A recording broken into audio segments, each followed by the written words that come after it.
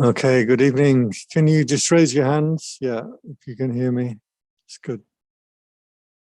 Okay. So I'm back again this evening, but I wasn't expecting to be here. I didn't bring my glasses, so I can't see too well. I can see your faces, but your names, I can't quite see.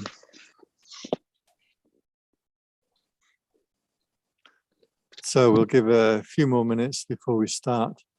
For those who were not here last night, I am Prat Pandit, and I've been a monk for 25 years, and I live in Bangkok most of the time.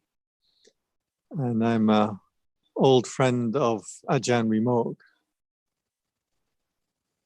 While we're waiting for the last few people to join us, I could tell you, a few years ago, Ajahn Vimokkha wanted me to come and be abbot of his temple so that he could fly around the world and talk to all of you guys. I told him, you fly me around the world to talk to you guys, and he can stay in his temple.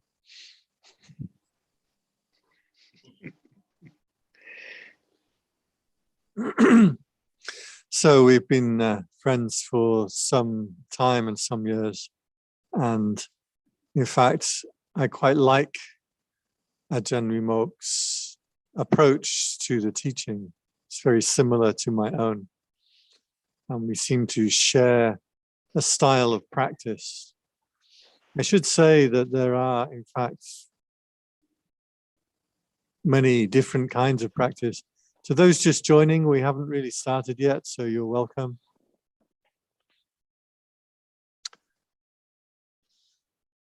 I should say there are many kinds of practice and many styles.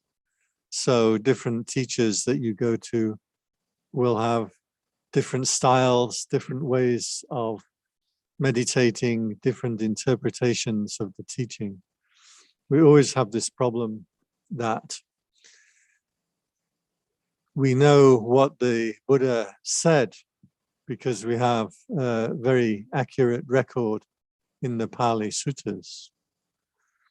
But what did he mean by what he said? That is open to interpretation.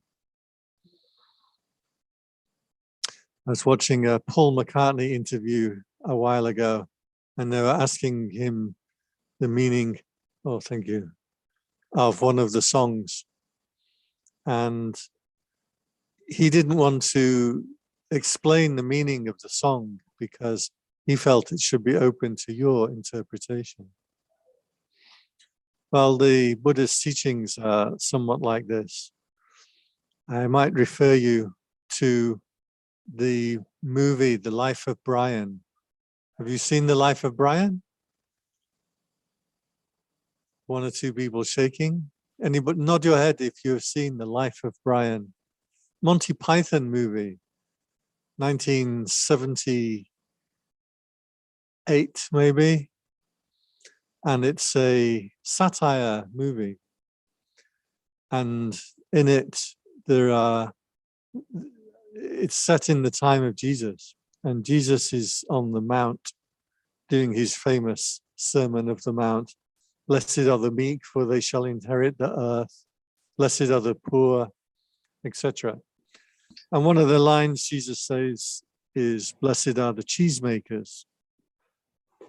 Then the camera cuts to the back of the audience and we see our joke characters there. And one of them is saying to someone, another one, he said, what's so special about the cheesemakers then? And the other one says, I don't think he means just cheesemakers, maybe dairy produce in general.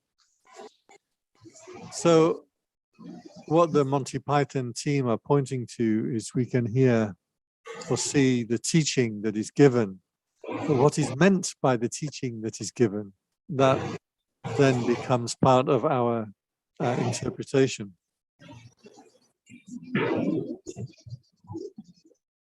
So there are different teachers who have different methods and different styles of teaching. My own teacher, the monk who gave me ordination in Ratchaburi province in Thailand in 1996. I was a Thai monk, fluent English speaker. And he used to work for the American spy agency in Thailand. So he was an American spy. They called it information gathering. The USIS, United States Information Service. So his English was very good and he was very westernized. So one might expect him to have a very westernized teaching, but in fact, when I got to his temple, he said, make your mind go still and put it in the center of your body until it becomes very bright and you can see devas, heavens, and hells. Then come back for part 2 of the teaching. So what do you think? Is this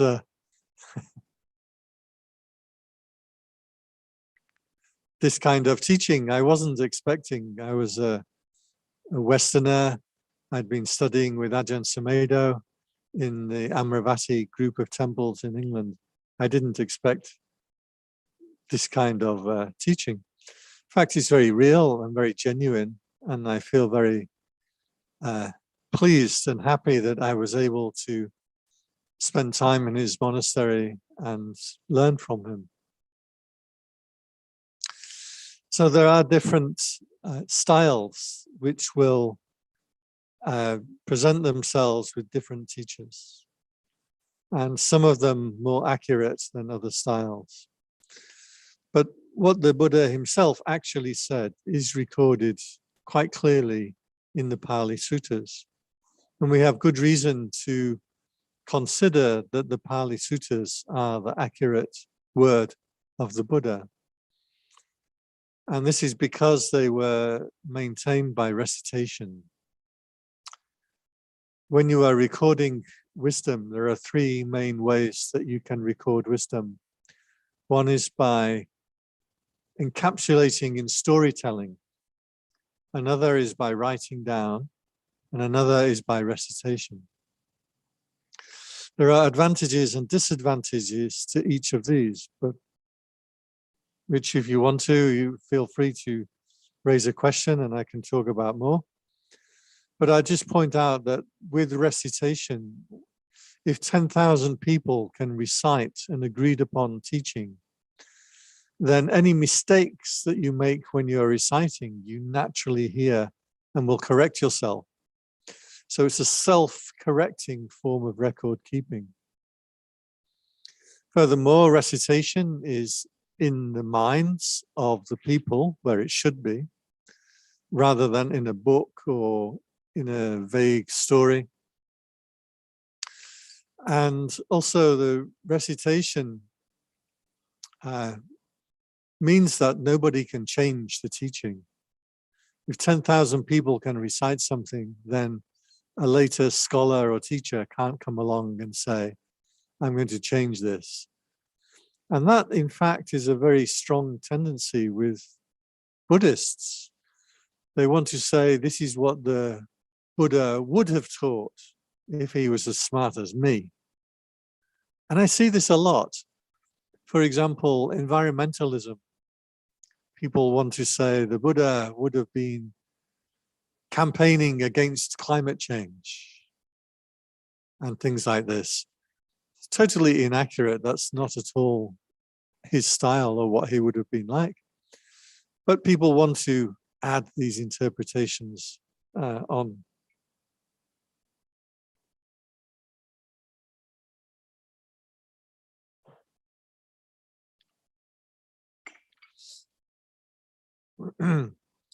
things are going up in the world. They brought me a drink this evening. I didn't get one last night. So the Pali Suttas give us a reference to which we can go back to, which are very useful. And they have a very consistent message and very consistent teaching. One of the implications in the Pali Suttas is something that you may hear from different teachers at different times. That is, the mind can only perceive one thing at a time. This is quite a common statement, particularly amongst Thai forest teachers or meditators. Now, what do you think? Is that accurate? Can your mind only perceive one thing at a time? Because it seems to me right now that I'm perceiving all of you. There are some 14 people live on Zoom, some more on Facebook and YouTube. Seems to me that I can perceive all of your faces at the moment. Seems to me I can perceive talking to you and considering my nice drink that they've just brought me while I'm also watching the time. So can you perceive more than one thing at a time?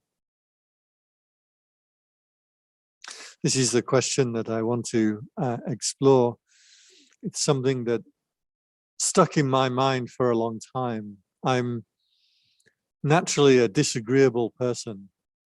That means not that I am disagreeable to other people, that's up to them.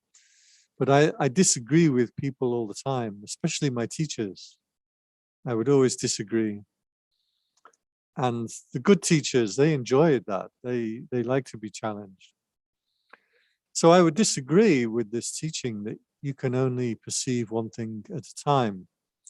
And I kept this question in my mind for a long time, for many years. And slowly, bit by bit, I pieced it together from the suttas that indeed is what the Buddha was teaching. Now, in order to explain what this means, perceiving one thing at a time, I want to jump a little bit over to psychology. I have a degree in psychology. It's one of my interests. And a school of psychology that grew up before Sigmund Freud and was under the auspices of a very disagreeable man called Franz Brentano. He was a philosopher. At that time in psychology, they wanted to determine how does the psyche work to produce behavior. One school of thought said, we'll never know what's happening inside the mind, so we will examine animal behavior. These are the behaviorists. We will examine what you do and try to figure out what happens in your mind because of that. Another, the opposite school of psychology, under William James, said that we ask people to report what goes on in the mind. We can say, what are you thinking? What are you feeling? And by that, we can build up a picture of how the psyche works. Well, Franz Brentano was around at the same time, and he had a different approach. He said, we should figure out what is actually happening in the mind, not what we are interpreting from behavior, and not based on what people are reporting. He said that we should examine what is actually going on from moment to moment. So this idea, this school of thought became common. It influenced Freud to a great degree. It influenced Husserl. I never know how to say his name. Edvard Husserl. He was the one who started phenomenology as a school of philosophy.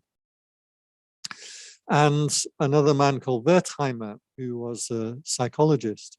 And he went on to form the Gestalt school of psychology. Now, in Gestalt psychology, in short, what they say is,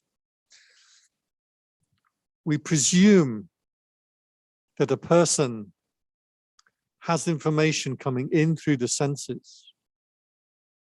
We examine that information. We decide what information we want to keep, what information we want to remove. We decide what is happening in the world around us based on that information. And then we formulate an action, which then is our action in the world. That's how people presume that the mind works. Gestalt psychologists said that's not how the mind works. They said what happens is the mind will automatically organize the information before you're conscious of it. And it will present a certain picture into consciousness as a result of the information from the senses from the outside, information from your body, from your memory of the past and the future, from your intentions, from the action that you're making at the moment. All of these things will come together before you are conscious of it and will present a particular thing into your mind. So this is called the Gestalt school of psychology. Nothing to do with Gestalt therapy. These guys had no interest in therapy. They were Germans. You know, Germans are they're mechanists. They're not really humanists. No offense if there's any Germans listening right now, but Germans, you're very practical and very good at engineering. Remember that joke about heaven and hell? That in heaven, the engineers are German, the cooks are French, and the police are British, and the lovers are Italian, and it's all organized by the Swiss. And in hell, the chefs are English, the police are German, the lovers are Swiss, the French are engineers, and it's all organized by the Italians. There's something true in that statement.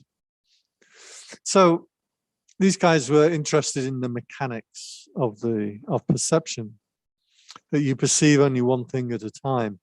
So for example, a Gestalt means a complete picture, a complete thing. So right now, my Gestalt is I'm looking at this computer screen. The computer screen with all of you on it, plural, makes one object, which I'm interacting with. Everything else fades into the background. Now, if I decide to take a swig of my nice drink here, what happens is that computer screen blends back into the background, and the object that jumps into the foreground is my drink here, and how enjoyable it is, and how much I want to take it.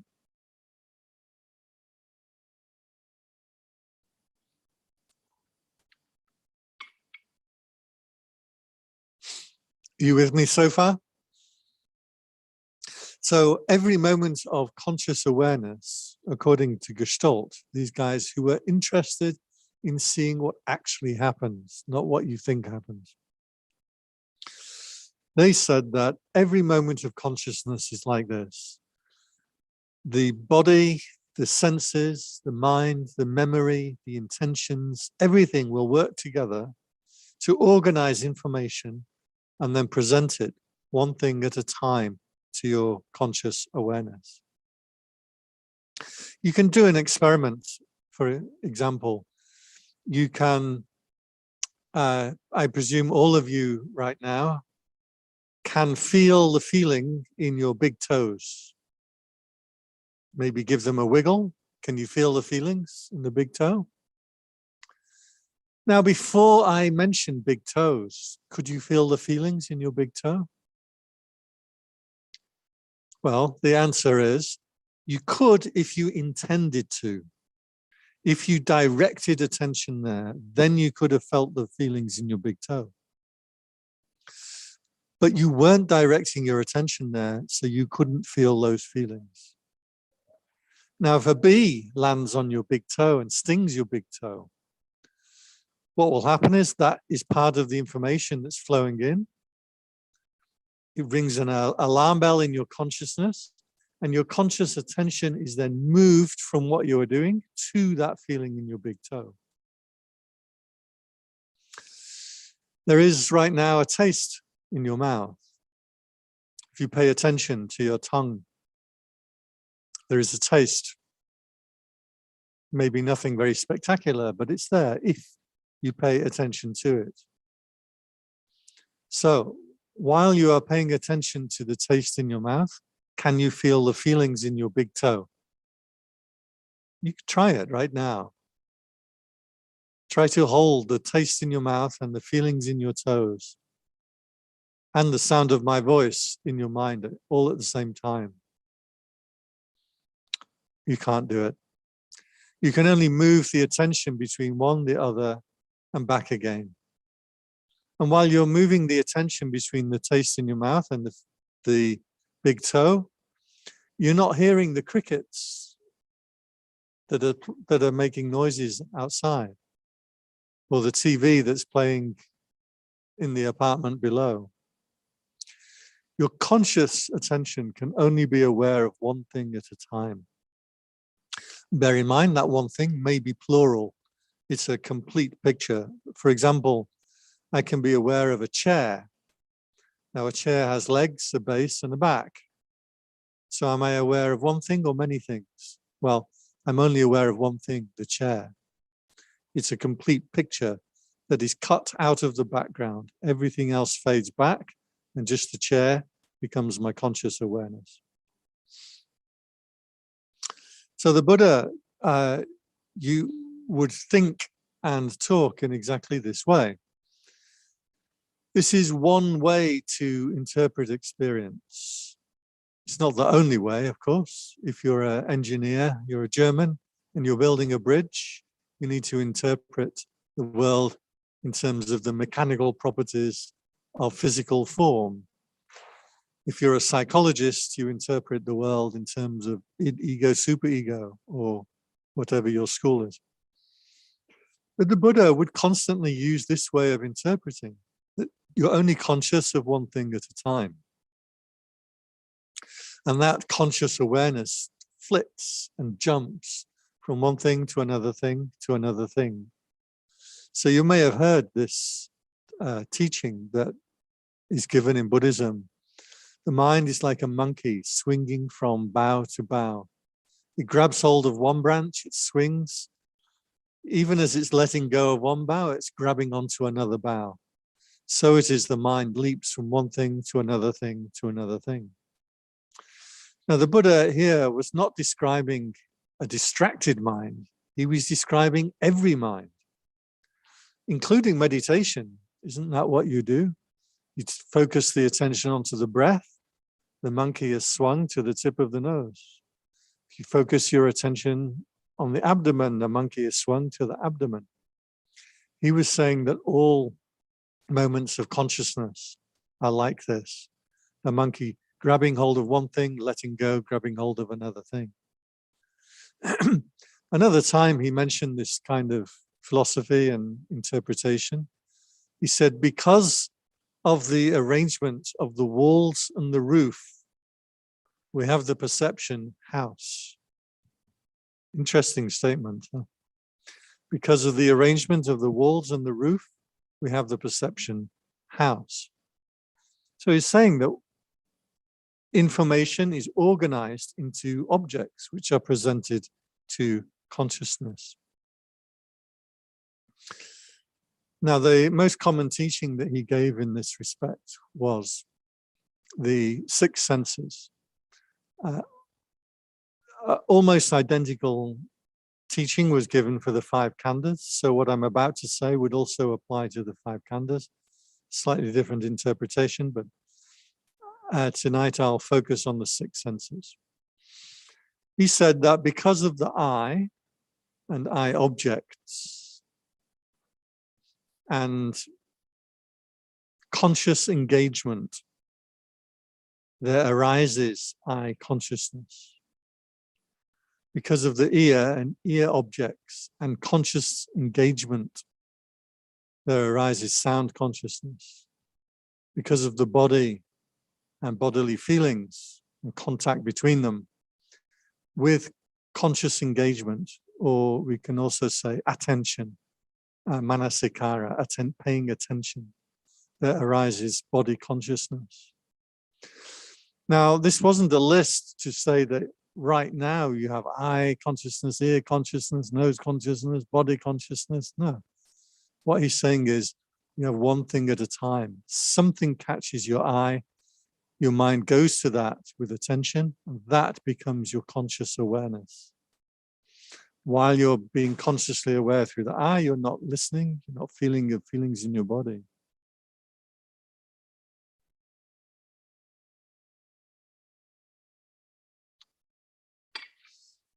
So this is the actual teaching that the Buddha gave on the monkey mind.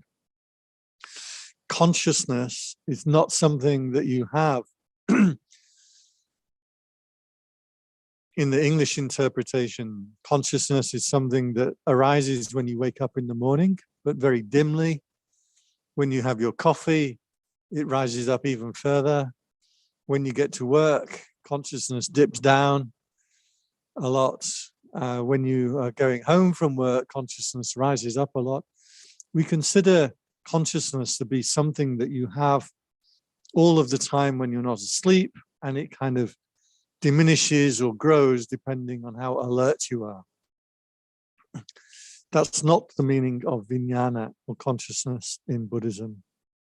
Vignana or consciousness in Buddhism is the mind picking up one object at a time, or one gestalt at a time, and moving from this object to this object to this object.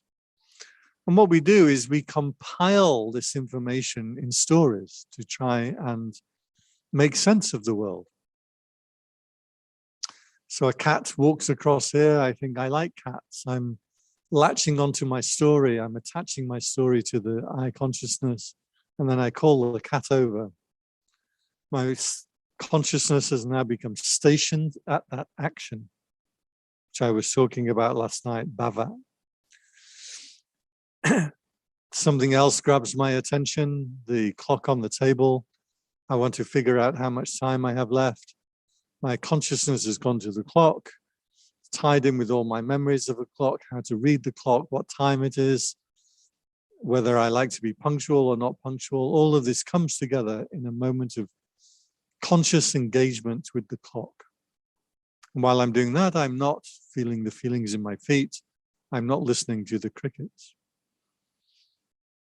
So I hope you get the idea that this was a particular way of organizing what it means to be a human being, our awareness. There are other ways to organize a person. In personality theories, for example, you can talk about ego, superego. The Buddha would talk about developing paramita, which is like a quality of character which will stay with you for a long time, independent of whether you're conscious of it or not. But most of the time he was pointing to this particular way of interpreting experience. My mind jumping from one thing to another thing to another thing. And the only thing that's real, the only thing that matters, is that one thing that's arising in consciousness right now. So we're encouraged to take, in our direct examination, we're encouraged to take this view. Now, it takes some bravery to do this. There are all kinds of objections and all kinds of reasons that people raise of why they shouldn't do this. And indeed, if you're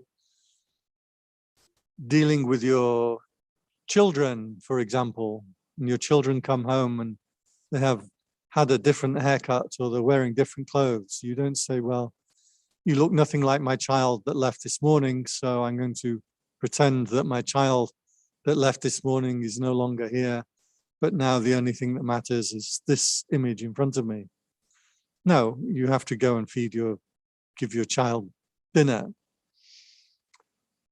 But for a meditator, this is the way that we're trying to interpret. This is the lens through which we're interpreting our conscious life. The mind leaps from one thing to another thing to another thing. And the only thing that we're interested in is what has come up at this particular moment. Whatever it is that has arisen, the Buddha said, do not get attached to the signs and features of that object. So the cat walks in front of me. I feel my mind go to cats because I like cats and I want to call it over. I want him to sit on my lap. But I don't let my mind get caught up with the signs and features of that cat, which means the things that I think about it, whether I like it or dislike it, whether I've interacted with it before, whether I'm afraid of it. Don't let the mind get caught up in the signs and features. If you do, unwholesome qualities will invade the mind. These, by the way, are the exact words of the Buddha. It's the exact way that he was teaching.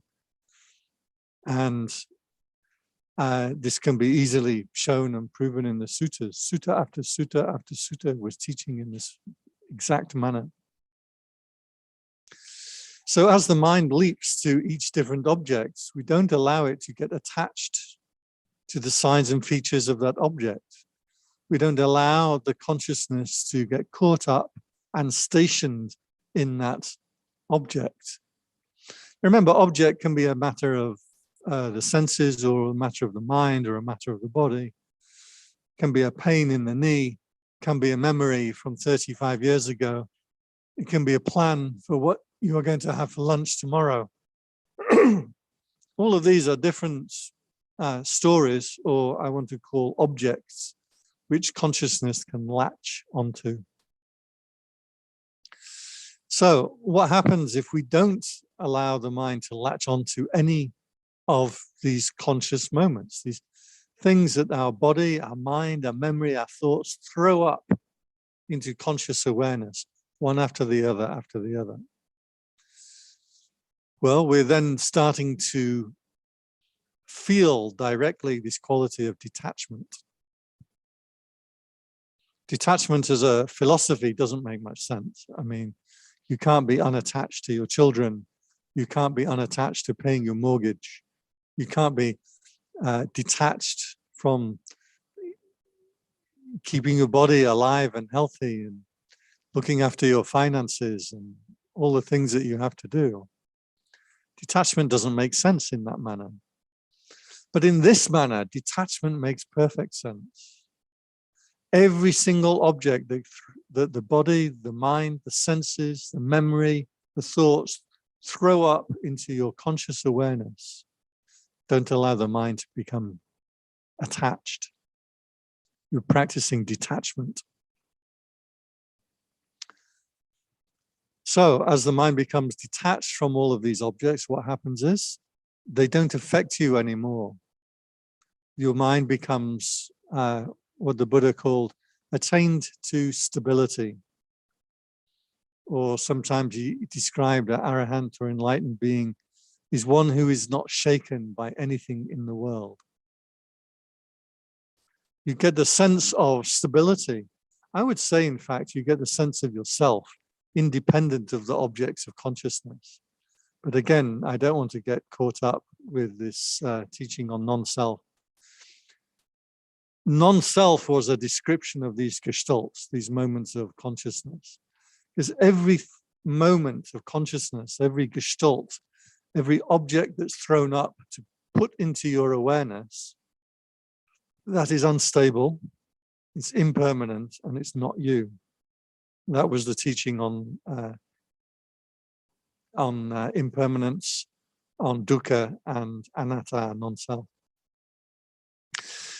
So by practicing detachment in this way, you start to get a more stable feeling of your own being. You become brighter and brighter and more aware because the mind becomes sharper and sharper.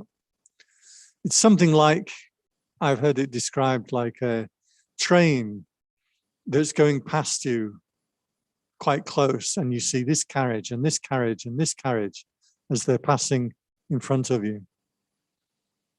But if you shift your focus, you can focus on the countryside on the other side of the train. You start seeing the gaps in between those carriages. And when you see this countryside on the other side of the train, the carriages will no longer grab your attention and move your mind and shake you, because you have something stable on which to focus. So this is our object in meditation, our objective, I should say, in meditation, is to head towards this stable ground where you're not being caught up and affected by the things that are thrown up into your consciousness. As you do this, become brighter, become clearer, become sharper, and become more aware. Now, this is easy enough to understand, but it's very difficult to practice. I myself have good days and bad days. Some days I just can't bring the mind together. Some days I have a line of thinking that's just too enticing to absorb me into it. Some days I have a mind that just shuts down. I sit to meditate and the mind is like, no, not today. And it shuts down. And I can't do it.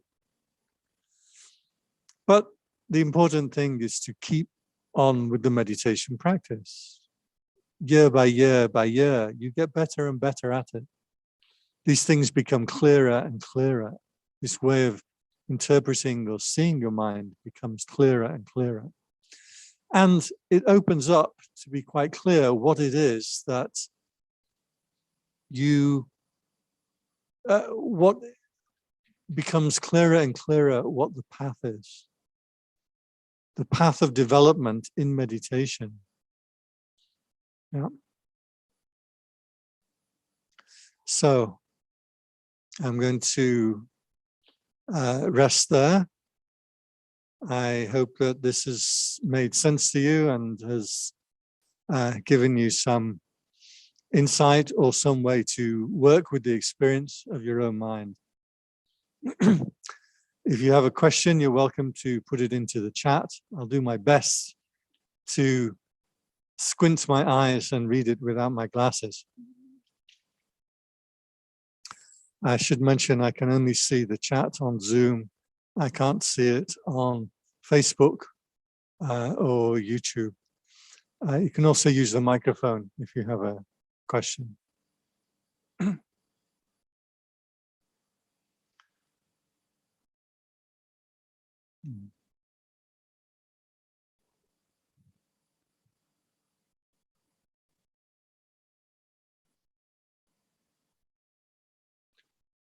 Everybody clearly enlightened already.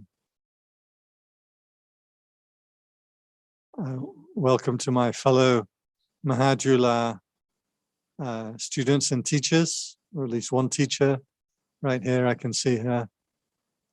She's been making some very interesting videos with some very cute graphics on psychology for the Buddhist Studies MA and PhD, which I've been noticing on YouTube. So I hope that she finds this talk about Gestalt to be making sense.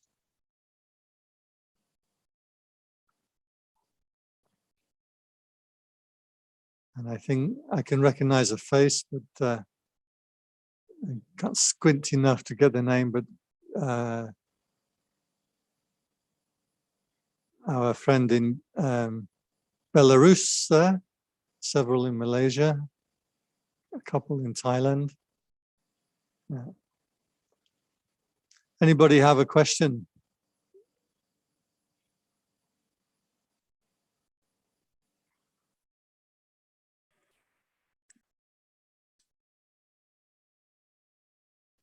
If not, we should be able to wrap up for the evening. Okay, we do have one. Good evening, Bante. Will you be able to take us through a meditation session with your vast experience? Maybe you can give us some pointers. Okay. So what I've been talking about may sound philosophical, but in fact it is pure meditation. This is the way that the Buddha used, or the directive that he used to, it's called the Vaibhajavadins, or the way of analysis. The idea is that there are various routes to enlightenment. You can have bhakti yoga, devotion, guru yoga, devotion with the guru, hatha yoga, balance, karma yoga, action, raja yoga, concentration, jnana yoga, seeing what is real and unreal. Well, the Buddha's method was wisdom. And he said, if you interpret, if you examine your experience and interpret it in the right way, this will take you to enlightenment. So the Theravada Buddhism, anyway, was very technical in this sense. So what I've been describing to you is exactly the way that meditation should be done. There were a few different descriptions that the Buddha gave, but in every time he would come, he'd be pointing to this same exact experience. What is it that arises? How does the mind see itself when it's not engaging in any objects, when it's not engaging in anything? So one way or another, he was always knocking us back to this exact interpretation, this exact way of seeing. And you only get to that experience with this practicing of detachment with each moment of consciousness. This is what we are doing in meditation. This should make meditation fairly clear, because it means that none of the conscious engagement is to be attached to. But I want to make very clear, and something that very many Vipassana teachers don't emphasize or make clear, is that there is still an experience there that arises. Many teachers will invite you or describe to you to reject all experience. Doesn't matter what you think or what you feel. It's not you, it's suffering and it's impermanent. No. If you practice this detachment, what happens is the mind starts to become aware of itself, or the citta starts to become aware of itself. And so your experience should be one of becoming brighter and brighter and clearer, more and more vivid, more and more bright, and with a special emphasis on the awareness of the body. You should have strong, generalized body awareness. That is, you're not feeling specifically the pain in your knee or your back or your nostril, but you have a generalized awareness of the whole body. I might mention that you can also sometimes experience the body as being very large. If this happens to you, then you go into that large body and you carry on your meditation from there. It can become very large. You may remember Lewis Carroll in Alice in Wonderland and Alice Through the Looking Glass, where she looks down at her feet and her feet are so far away. She says, I will have to write a letter and send it by post in order to communicate with my feet. Well, Lewis Carroll was experiencing these moments of meditation. So emphasis on body awareness, and emphasis on not allowing the mind to get engaged in any objects, but bearing in mind that you will still have a bright, clear, conscious awareness, just not aware of objects, of things. As things do come up into conscious awareness, they're very quickly let go of and pass away.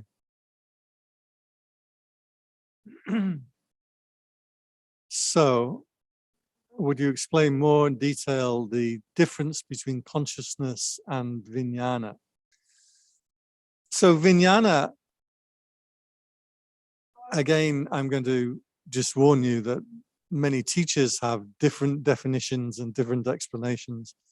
So it can get hard for each person to piece together what is the real meaning. And this was a problem that I've had in the 35 years I've been practicing Buddhism. But I'll tell you the difference as I see it and as I've been talking this evening. Vignana comes from jnana, to know. This is why in English we have the letter K in front of the word know, to know something, because it comes from the same root as this word jnana. It's not nana or gana, it's jnana. So jnana means to know. For example, you know who is the president of the United States right now. That's a knowledge that you have. It's not a speculation, it's not wise or unwise. Whether you vote for him, that might be wise or unwise. So Vignana, the jnana is to know, and wit really means special or pointed. Can also mean natural at times. But in this sense, it means a pointed knowledge or a specialized knowledge. Or in terms of Gestalt, what they say is the thing that you've cut out of the general information that's streaming into your senses that is thrust up into consciousness. So this is the meaning of Vignana. So you'll notice that Vignana arises and ceases with the object. So if I see something, I consciousness is arising. That I consciousness is unstable, it's not me, and it's suffering because it's drawing in my attention. Now that I consciousness will cease. So consciousness in Buddhism or Vignana is something that is arising and ceasing from moments, from each and every object that it gets attached, that you put attention onto. So that's not the same as consciousness in English. Consciousness in English is it's very vaguely defined. I study a lot of psychology and cognitive science, and consciousness is described in psychology as, I quote, the hard problem, because nobody has any idea what consciousness really is. But Vignana, we can see. I would offer up a better translation for Vignana as cognition. Is cognizing something. And you cognize something, and then that cognizing ceases and falls away, and then you cognize something else, and that ceases and falls away, and you cognize something else. What happens when you stop cognizing things? The mind starts to become aware of its own self, and the nature of the mind is bright and clear and aware, and is grounded and centered within the body. So that's the difference between consciousness in Pali and or Vignana, and consciousness in English. It's 8 o'clock my time. I'm not sure some of you what your time is, but I think it's time to end the session for today. I hope that the things that I've said have been helpful for you. I might mention I have a video on YouTube on dependent origination where I describe this process that I'm talking about, not in terms of the 6 senses, but in terms of dependent origination, which is one of the central teachings in Buddhism. You can find that on the YouTube channel.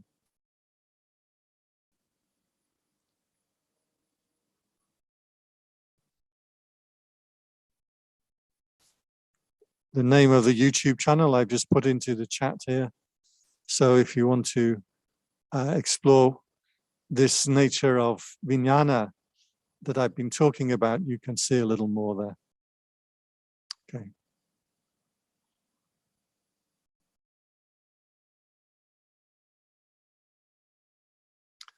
So have a good evening, everyone. And if you stick around, I think Ajahn Vimokkha is going to continue in Thai.